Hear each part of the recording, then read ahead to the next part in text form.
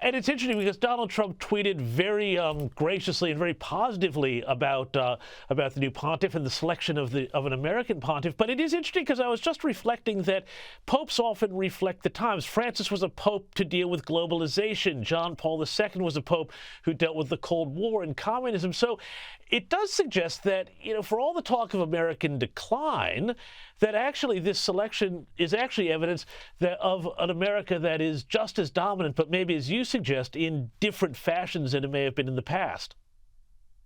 I think that's exactly right. I think you're going to see a different look. He's the Pope, first of all, so he's the universal pastor, the pontiff, the head of the universal church. That's his that's his standing, that's his role, that's what he will do. He will be a pope for everybody. But I think there will be a lot of interest in the fact that, like all of us, he's shaped by his background. He grew up in Chicago. Now we know he has spent a lot of time overseas as a missionary and in other positions, but he will have an American disposition. He will have an American viewpoint fed through the particular, the teachings of the church, obviously, and the particular approach to his faith that he has. And so, I think it is interesting, James, that we're going to see this very significant American figure influencing the spiritual side of the world, the spiritual aspect of humanity, in the way that we have this other extraordinary American figure influencing the, if you like, the material, the more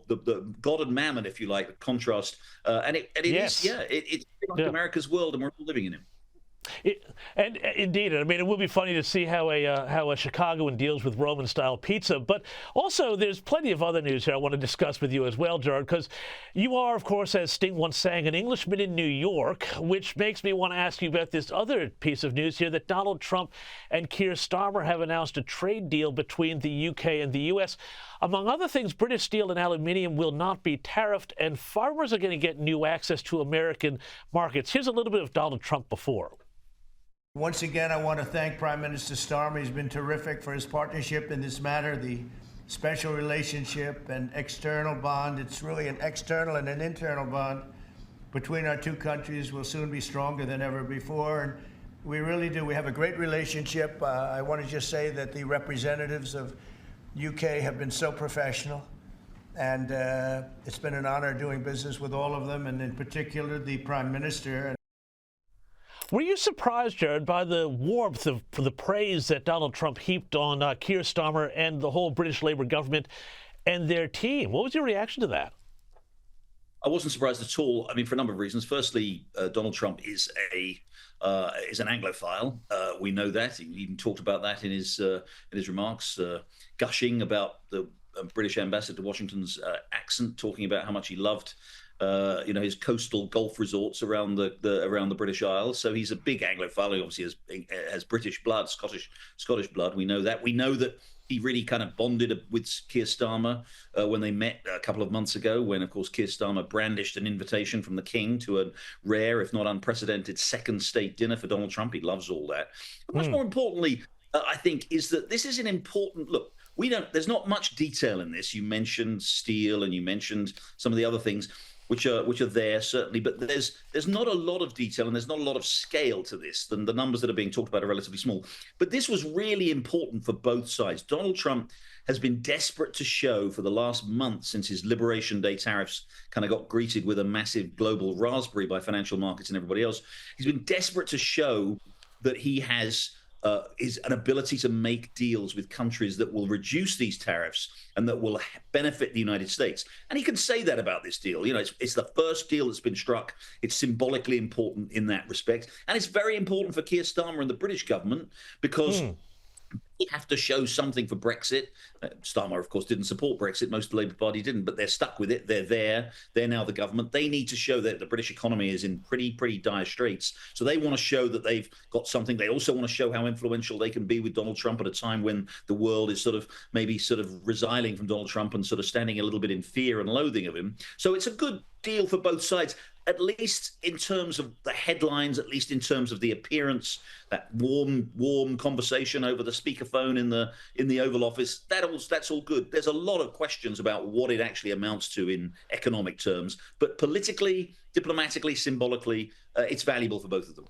Well, and it's interesting, too, because, you talk about that symbolism, and you've also written in the Wall Street Journal about how with these tariffs, and this was before this deal, that Armageddon, as you called it, had been deferred. Given that, and given, this, do you see a new trade order coming out of this? Or do you think that, as you've also suggested, that possibly really just Trump is bumbling from one thing to another, and we just sort of have to take the good things where they come, such as this deal? I think both things can be true. I don't think there's any question that Trump is kind of... Look, Trump believes in tariffs. He believes passionately in tariffs. He thinks they're an intrinsic good and he wants them. He does apparently want to negotiate them away or at least down. But I think some form of tariff will remain. And I think part of the bumbling we've seen is that he likes the tariffs, but he realizes he's been persuaded by his key economic advisors what a kind of a mess he's creating with that announcement of all the tariffs back then. So there's the bumbling. I do think, James, and thank you for mentioning the column this week. I do think that for all his bumbling and for all the damage that what he's been talking, his talk has done to the global economy so far, to the global financial markets, I think Trump is kind of groping towards the new world order that we know we are living in, which is a world which is not as globalized as it used to be. So I think what we're seeing, to give Trump some credit, is actually him understanding where the world is moving and trying in the best way he can to exploit opportunities for America, just as the rest of the world will need to exploit opportunities from this new, less global, less integrated, less connected world that we are clearly entering. Gerard, we're going to have to leave it there. Thank you so much for your time. I really appreciate it. And everybody go read his stuff in the Wall Street Journal. It is fantastic.